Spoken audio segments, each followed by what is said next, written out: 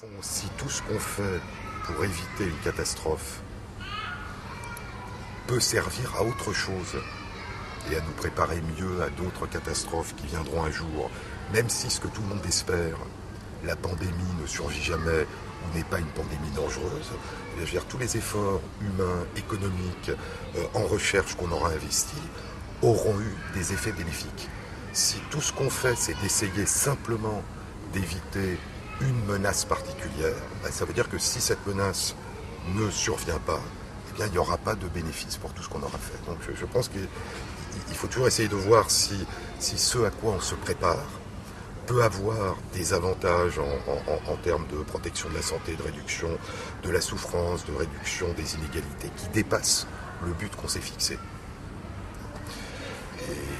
Et donc en quoi la préparation qui est bonne, qui est indispensable à une menace de pandémie grippale peut rendre notre société et d'autres sociétés dans le monde plus robustes, plus capables de résister à d'autres catastrophes dont on ne peut pas prévenir la survenue. Le fait que des zoonoses, que des pandémies, des épidémies et des pandémies d'origine animale vont surgir est quelque chose qui est extrêmement probable. Laquelle ça sera? Il y a eu le début du SRAS, il y a eu le début d'H5N1 qui pour l'instant, de la grippe aviaire, n'est pas interrompu mais n'a pas heureusement acquis une capacité à se propager d'être humain à être humain. Il y a maintenant H1N1 qui est en train d'apparaître, où heureusement il semble que pour l'instant la virulence, la dangerosité soit faible, même si la pandémie progresse. Et donc on voit bien que la question, c'est pas la préparation devant telle ou telle épidémie d'origine animale, c'est comment, en ce qui concerne les infections virales, on fait en sorte, de diminuer leur probabilité de survenue dans le monde, et de nous préparer à mieux y résister, quelle qu'en soit l'origine. Quand on a des médicaments déjà prêts, tant mieux. Si on a des vaccins qu'on peut fabriquer rapidement, tant mieux. Mais d'une manière très générale, s'il y a une nouvelle pandémie qui surgit, qu'est-ce qu'on aura appris dans cet effort de prévention de la pandémie dont il faut se souvenir qu'elle a été d'abord dirigée contre la pandémie de grippe aviaire H5N1. Qu'est-ce qu'on aura fait qui nous rendra plus forts, qui nous rendra plus résistants, qui nous rendra plus équitables vis-à-vis des risques ultérieurs. Ce qui me frappe, c'est que ce sont des maladies des pauvres. Et ce sont des maladies des pauvres dans le monde. Il y a qu'à voir la grippe aviaire a surgi dans les pays de l'hémisphère sud. Le maximum de personnes atteintes et le maximum de personnes qui sont mortes de la grippe aviaire H5N1, c'est en Indonésie. Et donc on voit bien le SRAS est né en Chine. Cette nouvelle épidémie de grippe dite porcine H1N1 a commencé à émerger, en tout cas au Mexique. Et on voit bien que ce sont les pays les plus pauvres qui sont les pays dans lesquels les conditions de vie, les conditions de travail avec les animaux, les conditions de protection de la santé, les conditions d'hygiène font que la probabilité, plus le fait que la majorité des virus et la majorité des animaux infectés qui peuvent propager ces virus vivent dans le sud, eh bien c'est là que la probabilité est la plus grande de voir surgir des infections, des épidémies qui non seulement touchent ces pays, mais se propagent dans le monde. Et donc d'une certaine façon, mais c'est lent à émerger comme idée, le meilleur moyen que nous avons de nous protéger, ce qui est souvent le cas en médecine et ce qui est souvent le cas quand on pense en termes de réflexion éthique, le meilleur moyen que nous avons de nous protéger, c'est avant tout de protéger les autres, qui sont les plus vulnérables à l'émergence de ces infections.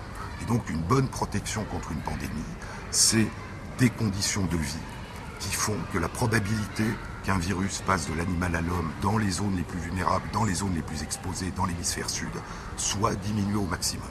Et donc la première mesure, c'est pas de nous protéger, nous pays riches de l'hémisphère nord, c'est de faire en sorte que partout dans le monde, les gens les plus exposés soient le moins vulnérables.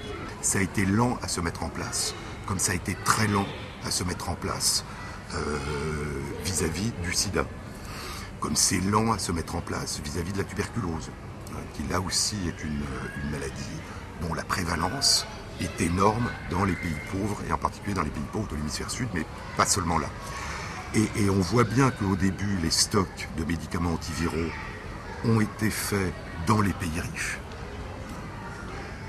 L'Europe, les États-Unis, la Nouvelle-Zélande, le Japon, et qu'il a fallu une réflexion, il a fallu des études, il a fallu des travaux scientifiques pour s'apercevoir, ce qui est assez élémentaire en dehors de tous travaux scientifiques, ce qui fait partie d'une réflexion médicale de base, que si tous les pays qui avaient des stocks d'antiviraux en donnaient quelques pourcents, les études disaient entre 5 et 10%, à l'Organisation mondiale de la santé, à l'OMS, pour qu'elle puisse intervenir et les distribuer là où l'épidémie commence, non seulement il y aurait moins de personnes atteintes, mais les travaux et les études suggéraient qu'il y aurait un ralentissement majeur de la progression de l'épidémie à travers le monde, ce qui, en passant, donnerait le temps de mettre en place un vaccin. Et donc on voit là encore que c'est agir là où ça commence, agir chez les gens les plus exposés, agir chez les gens les plus vulnérables, qui est le meilleur garant non seulement de leur santé et de leur survie, mais de la nôtre. Alors il y a quelque chose qui est plus général, ces maladies infectieuses émergent chez des pauvres, des paysans pauvres en général, mais pas seulement dans les pays pauvres, mais les personnes les plus exposées à travers le monde, y compris dans les pays riches, aux catastrophes naturelles, qu'elles soient d'origine infectieuse ou qu'elles soient d'origine climatique, sont les personnes qui sont déjà les plus vulnérables, qui sont déjà dans l'état le plus précaire, soit pour des raisons de santé, soit pour des raisons socio-économiques. Et c'est très frappant de voir, je parlais de la tuberculose tout à l'heure, que la tuberculose est une maladie des pauvres. Chez les personnes qui sont socio-économiquement, culturellement désinsérées, il y a 100 fois plus de cas de tuberculose que dans la population générale. Dans notre pays, le sida est devenu une maladie des pauvres. Il a commencé par être une maladie des pauvres puisqu'il a émergé en Afrique longtemps avant qu'on ne s'aperçoive qu'il existait quand il est apparu dans les pays riches, en particulier aux États-Unis. Et c'est devenu, à cause de nos fantastiques moyens de traitement et de prévention, c'est devenu une maladie des pauvres. Non seulement une maladie des pauvres dans les pays pauvres comme l'Afrique, mais une maladie des pauvres dans les pays riches. Si on passe des maladies infectieuses aux catastrophes climatiques qui ont comme point commun non pas d'être contagieux, mais de toucher d'emblée une grande proportion de la population, on s'aperçoit que tout le monde n'est pas touché de manière identique. Et on a très bien vu avec la canicule en France qu'il y a deux populations qui sont les plus vulnérables à la survenue brutale de grandes chaleurs. Ce sont les nourrissons et ce sont les personnes âgées. Aucun nourrisson n'est mort parce que les parents s'en occupent. Et qui est mort? Eh bien, des personnes âgées qui étaient dans un état de vulnérabilité à cause de leur âge, mais aussi parce que c'était les personnes qui étaient les plus abandonnées, qui étaient les plus désinsérées socialement. Et d'un seul coup, on s'est rétrospectivement aperçu qu'une cause naturelle, un changement de température, touchait de manière privilégiée les personnes qui étaient déjà les plus fragiles, les plus vulnérables, les plus exclues. Et ce qui s'est passé il y a quelques années à la Nouvelle-Orléans, qui est l'ouragan Katrina, là encore, une catastrophe naturelle, un ouragan, et qui est-ce qui a été touché? Les personnes les plus vulnérables, soit en raison de leur santé, soit encore en raison de leur pauvreté, en raison de problèmes d'insertion culturelle. Et donc il y a une difficulté à réaliser que non seulement les maladies infectieuses, les pandémies, les grandes menaces pour la santé naissent dans les régions les plus pauvres, chez les gens les plus pauvres dans le monde, mais que les personnes les plus vulnérables dans nos pays plus riches sont les premiers touchés. Et je crois que l'exemple le plus frappant, en tout cas qui m'a frappé, c'est une étude qui a été faite, qui est publiée dans un grand journal scientifique il y a 3 ans, et qui visait à étudier, à essayer de détecter des facteurs corrélant avec la mortalité dans la grande pandémie grippale, qu'on a appelée la grippe espagnole, qui s'est répandue à travers le monde en 1918-1920 et dont on pense qu'elle a tué entre 20 à 40 millions de personnes.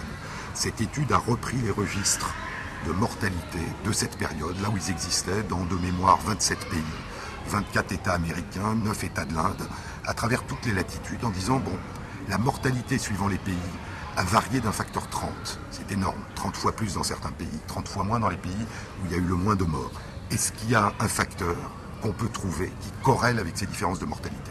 Le seul facteur qui a été trouvé, c'est le produit intérieur brut de ces pays ou de ces États. À 10% de plus de produit intérieur brut, de revenus moyens, correspondait de manière linéaire 10% de moins de mortalité.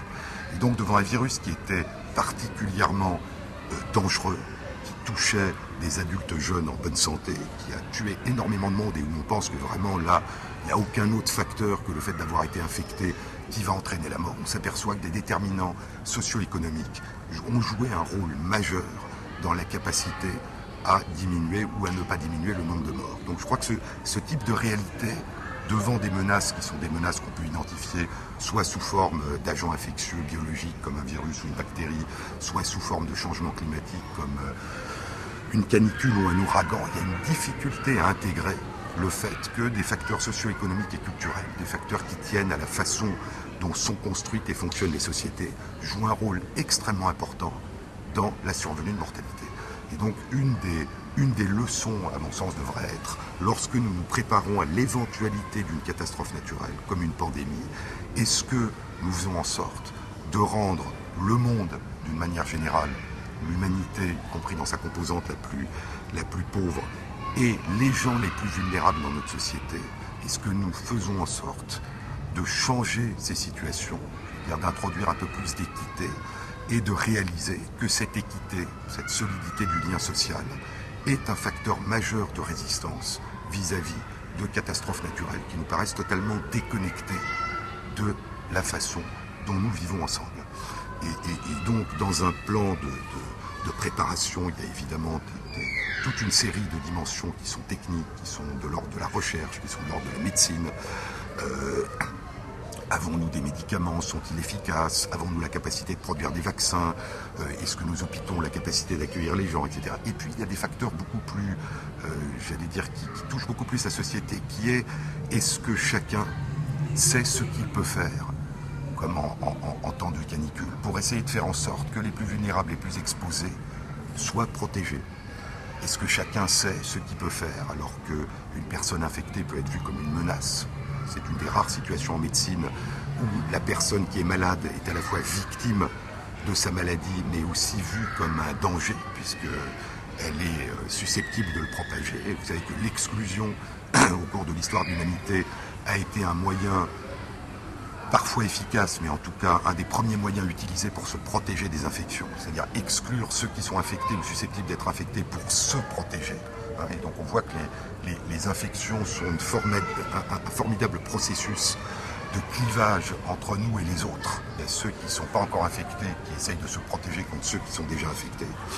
Et puis lorsque ceux qui ne sont pas encore infectés commencent à penser qu'ils pourraient être infectés, ils attendent de l'aide du reste de la population. Et on voit bien qu'il y a comment nous protéger de ceux qui sont en danger et comment être protégés si nous-mêmes sommes en danger.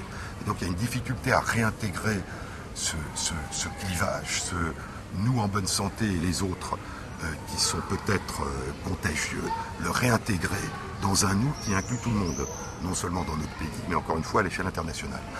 Et donc, dans cette situation très particulière où la médecine et où chacun doit à la fois aider celui qui est malade et protéger ceux qui ne le sont pas, donc il y a un rôle extrêmement complexe. Comment faire pour que chacun sache comment protéger ses voisins, comment se comporter, comment se protéger.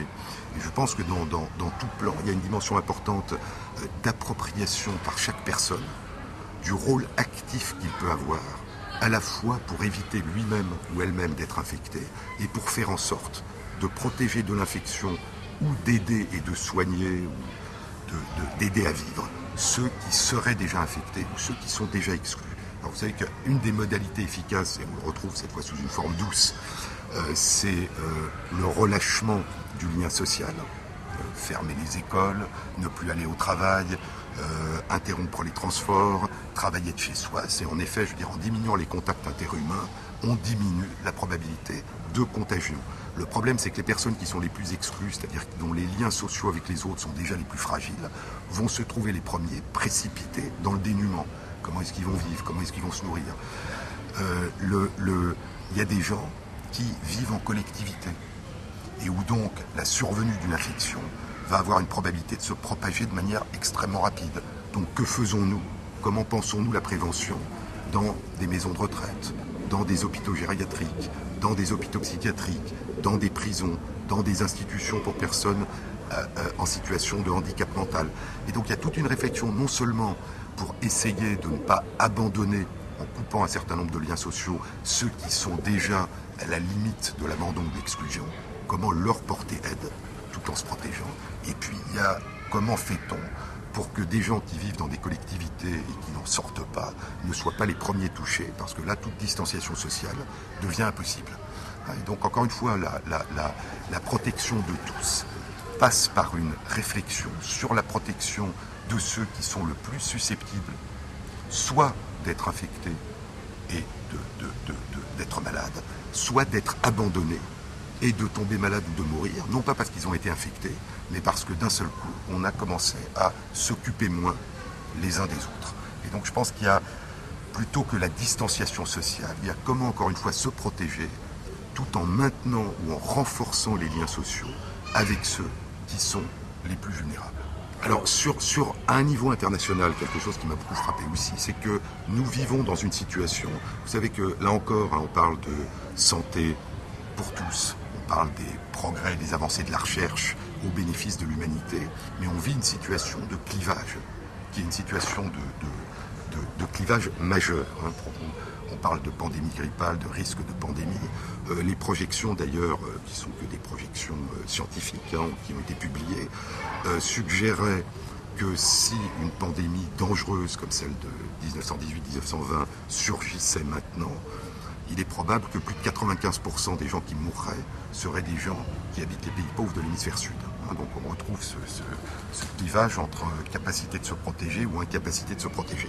Mais ce qui me frappe, c'est que nous vivons en dehors de toute catastrophe, et ça mérite une réflexion, dans une situation, là encore, de clivage majeur. Je vais vous donner un exemple. Il y a l'Organisation mondiale de la santé dit depuis quelques années qu'il y a 10 millions d'enfants de moins de 5 ans qui meurent dans le monde, essentiellement dans les pays pauvres de l'hémisphère sud, chaque année de maladies infectieuses, de dénutrition. Et qu'on a les moyens aujourd'hui d'empêcher 6 millions de ces 10 millions d'enfants de mourir chaque année. Et donc on est devant une situation où la mort de 6 millions d'enfants chaque année est quelque chose qui n'est pas inévitable, mais vis-à-vis duquel il y a une inertie qui fait qu'on ne fait pas ce qui est possible pour sauver toutes ces vies. Il y a une étude qui a été publiée il y a quelques années et qui indiquait que 200 millions d'enfants qui vivent dans les pays pauvres de l'hémisphère sud n'atteindront pas leur développement mental cognitif normal à cause des maladies infectieuses, de la malnutrition et de la pollution. Qu'est-ce qu'on fait? Pour l'instant, pas grand-chose. Il y a 1 milliard de personnes qui souffrent de maladies qu'on appelle des maladies négligées et qui sont des maladies orphelines, non pas comme dans nos pays, pour la plupart des maladies dites orphelines, parce que le nombre de patients est tellement faible que les laboratoires pharmaceutiques n'ont pas de marché s'ils découvrent une molécule permettant de traiter. Là, c'est 1 milliard de personnes, ce sont des maladies orphelines, parce que les patients sont nombreux, mais ils sont pauvres.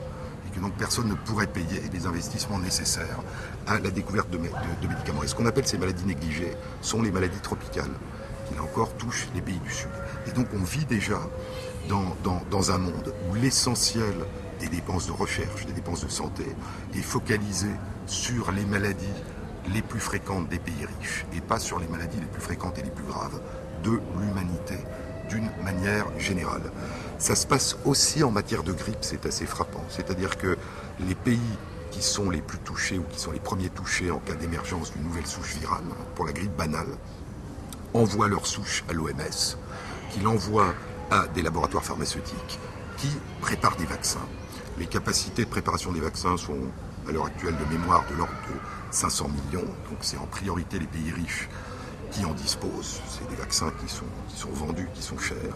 Et la grippe saisonnière tue 500 000 personnes dans le monde, sans que personne ne le réalise. Et une grande partie de ces personnes qui meurent chaque année de grippe sont des personnes qui vivent dans les pays pauvres et qui n'ont pas accès aux vaccins. Donc déjà dans cette situation, je dirais banale, qui n'inquiète personne, puisque les épidémies saisonnières de grippe paraissent quelque chose de banal, eh bien il y a un désastre qui se produit chaque année, de manière un peu invisible, et qui touche là encore les personnes les plus vulnérables, essentiellement des pays pauvres. Ce qui s'est passé il y a quelques années m'a frappé, ça s'est passé il y a 2 ans, c'est que en préparation de la grippe aviaire H5N1, qui là encore touchait essentiellement les pays d'Asie du Sud-Est et principalement l'Indonésie, les pays d'Asie du Sud-Est qui étaient touchés envoyaient les souches qui étaient isolés, soit des personnes atteintes, soit des oiseaux. Là encore une fois, l'OMS, qui l'envoyait à des laboratoires pharmaceutiques pour qu'ils préparent un vaccin.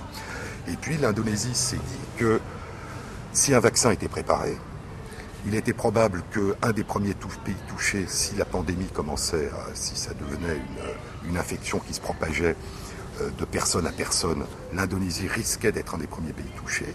Et vu les capacités actuelles de production du vaccin, eh bien, ça ne serait pas, a priori, le pays qui bénéficierait le premier de vaccin.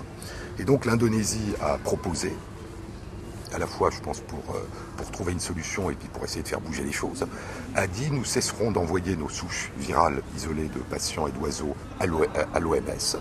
Nous allons l'envoyer directement à un grand laboratoire pharmaceutique avec lequel nous avons établi un contrat. Ce laboratoire préparera le vaccin et si nous sommes le premier pays touché, eh bien nous aurons en priorité le vaccin avant les autres pays, et en particulier les pays riches du reste du monde. Et ce qui a été tout à fait frappant, c'est que d'un seul coup, l'Organisation mondiale de la santé et la plupart des pays du monde, dont nos pays, dont les pays riches du monde, ont dit mais c'est quelque chose de scandaleux. Vous allez nous exclure d'un vaccin qui va être mis au point. Et d'un seul coup, c'est quelque chose qui était, j'allais dire, qui allait de soi, qui allait sans dire, qui existait de manière implicite. Les pays pauvres qui sont les premiers touchés et qui seront probablement, si une pandémie surgit, les premiers chez lesquels cette épidémie va se répandre, ne seront pas les premiers bénéficiaires du vaccin. C'est normal. Les premiers bénéficiaires du vaccin seront les pays riches qui seront capables de le payer. Quand le premier pays bénéficiaire pourrait être le pays le plus touché aux dépens des autres, d'un seul coup, l'injustice d'une répartition inégale nous apparaît. Et donc, en gros, si je devais dire une chose, quand ce sont les autres qui sont exclus, mais que nous sommes inclus dans les mesures de prévention, tout paraît normal, c'est la fatalité.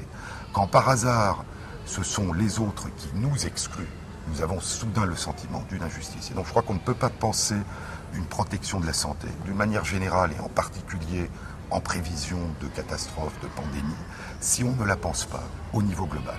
J'ai été frappé aussi de voir qu'en Angleterre, il y a un programme interministériel qui s'est mis en place très récemment, pour la période 2009-2013, si je me rappelle bien, qui s'appelle « La santé est globale » et qui est un programme qui inclut le ministère de la Santé, le ministère des Affaires étrangères, toute une série de ministères, et qui vise à dire au fond la protection de la santé pour la population anglaise passe par la protection de la santé de tous les pays du monde, et en particulier des pays qui sont aujourd'hui les moins protégés.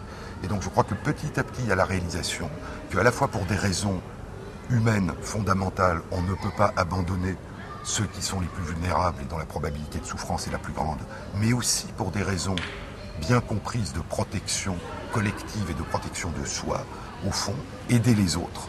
C'est pas simplement un impératif éthique, ça peut aussi être le meilleur moyen de protection de chacun des membres de cette collectivité que nous appelons l'humanité. Et je crois qu'il y a une tendance à penser très fréquente que, au fond, tout ce qui est de l'ordre éthique, tout ce qui revient aux sources de la médecine, soulager la souffrance, ne pas abandonner, accompagner, aider, est d'une certaine façon considéré comme un frein à l'efficacité. Comme si on devait toujours choisir entre ce qui est le plus humainement souhaitable et ce qui sera le plus efficace pour protéger une partie de l'humanité qui en général inclut ceux qui disent nous. Et je crois qu'il y a une méconnaissance que dans la plupart des cas, on peut concilier une approche humaine avec une approche efficace, que parfois de manière apparemment paradoxale, ce sont les approches les plus humaines qui se révèlent les plus efficaces. C'est celles qui sont fondées sur l'égalité, ce que Jonathan Mann, le pionnier de la prévention et des traitements du sida dans le monde, et pas seulement dans les pays riches, disait en matière de droits de l'homme. Se battre pour que les droits de l'homme soient reconnus, pour que la dignité de chaque personne soit reconnue, pour que le respect de la vie et de la personne soit reconnu, qui est en plus le meilleur moyen de lutter contre une maladie infectieuse comme le sida. Parce que c'est la capacité de chacun à s'approprier de manière responsable la façon d'entrer en relation avec les autres, et en particulier pour les femmes dans les pays où leur statut est le moins reconnu, qui est au fond le meilleur garant d'une prévention et d'un traitement. Et donc je crois que cette idée que, oui, si on en avait les moyens, on serait humain, mais malheureusement, en cas d'urgence, ce qui compte, c'est d'être efficace, et donc on n'a pas la possibilité d'être humain, est quelque chose qui, quand on y réfléchit, est contradictoire des valeurs mêmes qui fondent la médecine.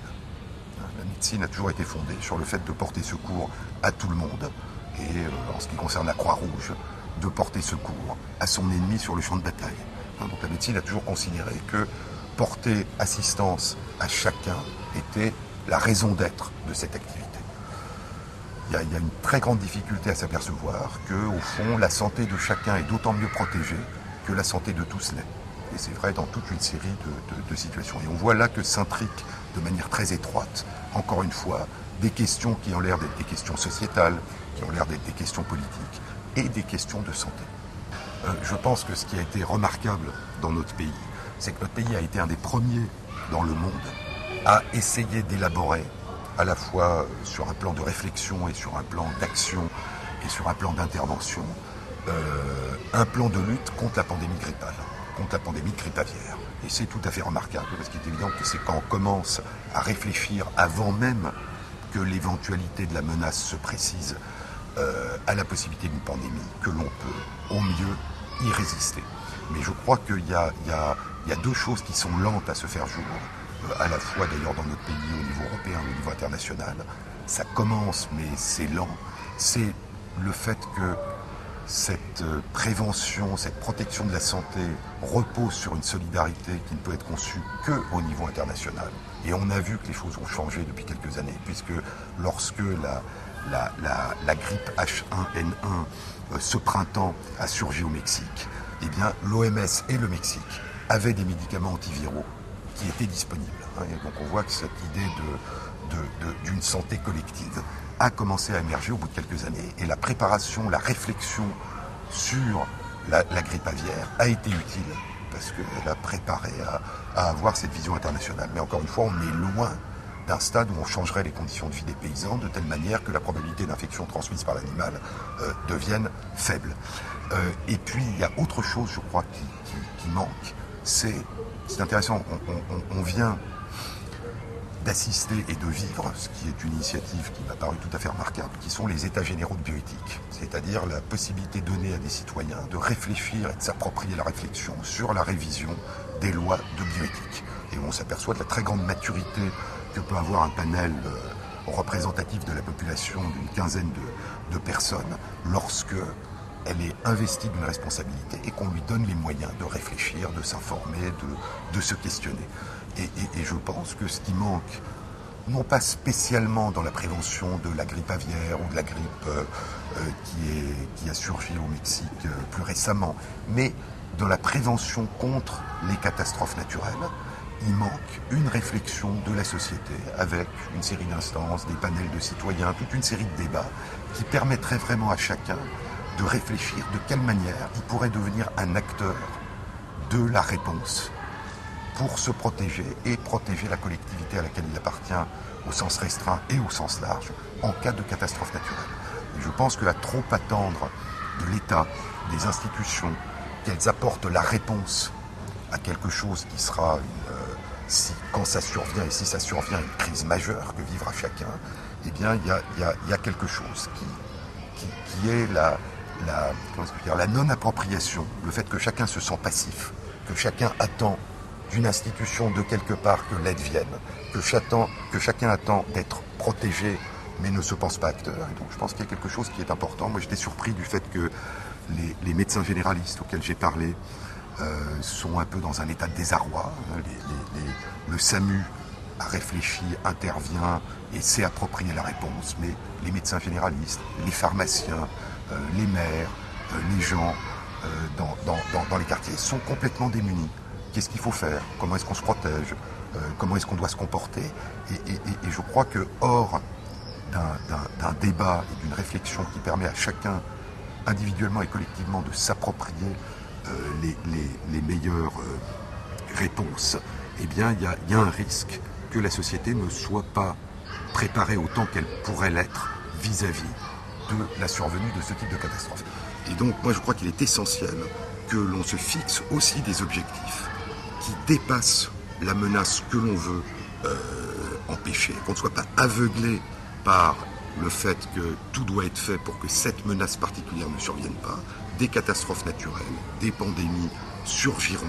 Et la question, c'est est-ce que, en réduisant des inégalités, en diminuant des vulnérabilités, en augmentant l'insertion sociale, l'état de santé de l'ensemble de la population dans nos pays et dans le monde, est-ce qu'on aura rendu, encore une fois, non seulement nos sociétés plus justes, mais nos sociétés plus robustes en cas de survenue d'une autre catastrophe dont nous ne pouvons pas prévoir aujourd'hui de quelle nature elle sera. Autrement dit, est-ce que nous pourrons penser que tous ces efforts auront eu des bénéfices, indépendamment de la survenue de la menace qu'on essaye de prévenir, en souhaitant évidemment que tous ces efforts s'accompagnent du fait que cette menace ne survienne jamais. Et donc à ce moment, est-ce que nous aurons par tous ces efforts, encore une fois, mieux augmenter la protection de la santé des personnes, diminuer la vulnérabilité. Et je vous rappelle que dans nos pays, en dehors de toute catastrophe particulière, j'ai parlé de la canicule, j'ai parlé de l'ouragan Katrina, mais en dehors de toute catastrophe, la vulnérabilité, la précarité, la désinsertion sociale, le handicap sont source d'inégalités profondes en termes d'espérance de vie, de maladie et de souffrance.